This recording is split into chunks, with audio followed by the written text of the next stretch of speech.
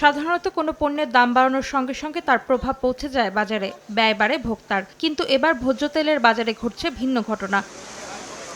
গেল ঈদের পর থেকে সরবরাহ সংকট আর ব্যবসায়ীদের দাবির মুখে অবশেষে বুধবার বিকেলে লিটারে 4 টাকা করে সয়াবিন তেলের দাম বাড়ানোর সিদ্ধান্ত নেয় বাণিজ্য মন্ত্রণালয়। কিন্তু বৃহস্পতিবার সকালে রাজধানীর কারওয়ান বাজারের খুচরা বিক্রেতারা জানান, আগের দামেই বোতলজাত সয়াবিন তেল বিক্রি হচ্ছে। গতকাল বলছে এখন পর্যন্ত যত বাজার আমরা এখন পর্যন্ত পাইনি। পুরান তেল স্টকের শেষ হয়ে গেলে তারপর নতুন তেল আসবে। বাড়তি দামের তেল বাজারে আসবে কবে, এমন প্রশ্নে খুচরা বিক্রেতা ও ডিলারদের উত্তর, সরবরাহ পর্যায়ে আগের দামের তেল পর্যাপ্ত, তা দিয়েই চলবে আরো অন্তত 2 দিন। এখন যেহেতু তেলের নতুন দাম নির্ধারণ করছে, এখন আর ওই সংকটটা নাই, এখন ডিলার যা চায় তাই দেয়। কালকে রেট সিদ্ধান্ত হয়েছে, আজকে রেট পাইলে আজকে ডিউ করলে কালকে চলে আসবে।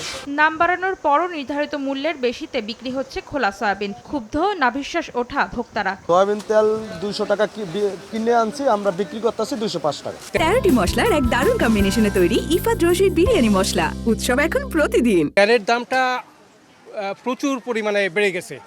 এই কারণে এই যে এখন যে আমাদের সয়াবিন তেল আমরা ইউজ করতাম, সয়াবিন তেল বাদ দিয়ে আমাদেরকে ফার্ম অয়েল ইউজ করতে হইতেছে, যেটা আমাদের স্বাস্থ্য ঝুঁকিও হয়। ভোক্তা অধিকার নিয়ে কাজ করার সংগঠন ক্যাব বলছে, গ্রাহক ও সরকারকে জিম্মি করে অযৌক্তিকভাবে তেলের দাম বাড়িয়ে নিয়েছেন ব্যবসায়ীরা। দীর্ঘদিন ধরে কিন্তু সাপ্লাই বন্ধ ছিল, সংকট ছিল। এই সংকটটাকে পুঁজি করে তারা হঠাৎ করে দামটা বাড়িয়ে দিল। তো প্রতিনিয়ত তারা এগুলো করে, এরকম পন্থা অবলম্বন করে বারবার মানুষকে জিম্মি করে দাম বাড়াচ্ছেন। এর আগে গেল বছর ডিসেম্বরে সরকারের তোয়াক্কা না করেই দাম বাড়িয়ে বাজারে ভোজ্য তেল সরবরাহ করে আমদানি, পরিশোধন ও বাজারজাতকারী কোম্পানিগুলো। বাণিজ্য মন্ত্রণালয়ের কঠোর হস্তক্ষেপে সে দফায় ভোক্তারা রক্ষা পেলেও 3 দিন পর 7 ডিসেম্বর দাম বাড়াতে বাধ্য হয়েছিল অন্তর্বর্তী সরকার। অন্তরা সেন, সময় সংবাদ, ঢাকা।